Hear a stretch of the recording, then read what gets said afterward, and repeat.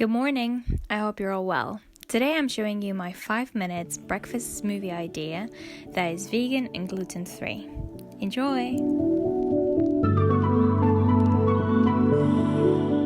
For this smoothie you'll need oat milk. I personally use the brand Oatly as they don't add any additional preservatives, powder fiber, and what I like to add is the organic superfood breakfast boost. It is a mix of seeds that include buckwheat, pumpkin seeds, hemp seeds, banana powder, chia seeds, goji berry, flax seeds, and lucuma. This mix is a great source of magnesium and omega-3. You'll also need spirulina powder. I got this one from Tesco and it costs £5 and it lasts forever.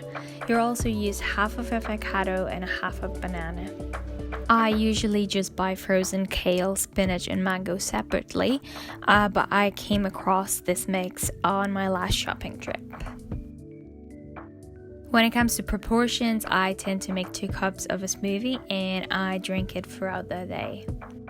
The first step is to add 4 spoons of the frozen mix, half an avocado and half a banana. I know a lot of people have different ways of peeling avocados. I definitely prefer just to scoop it out. However, some people tend to peel it, or I even saw somebody cutting it and it popped out on its own. So whatever you please.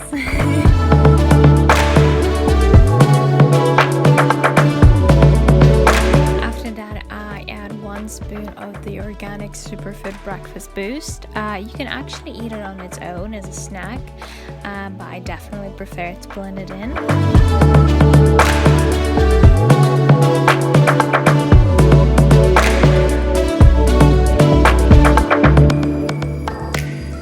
And I also like to add 1 spoon of the powdered fiber. Fiber is super important as it keeps our digestive system clean and healthy. It eases the bowel movements and it also helps to flush the cholesterol out of our body. After that, we add 1 spoon of spirulina. Spirulina is also known to be a nutrient-dense food as it is packed with vitamins and minerals, including vitamin A, C, E, and B. It also has a ton of minerals such as calcium, magnesium, zinc, and selenium. After spirulina, I add oat milk and make sure to shake it well beforehand. I always make sure the milk covers all the ingredients. I also like to add a tiny bit of filtered water as avocado and fiber tend to make this smoothie really thick. Once this is done, I put the blender on and I blend it for around 1 minute.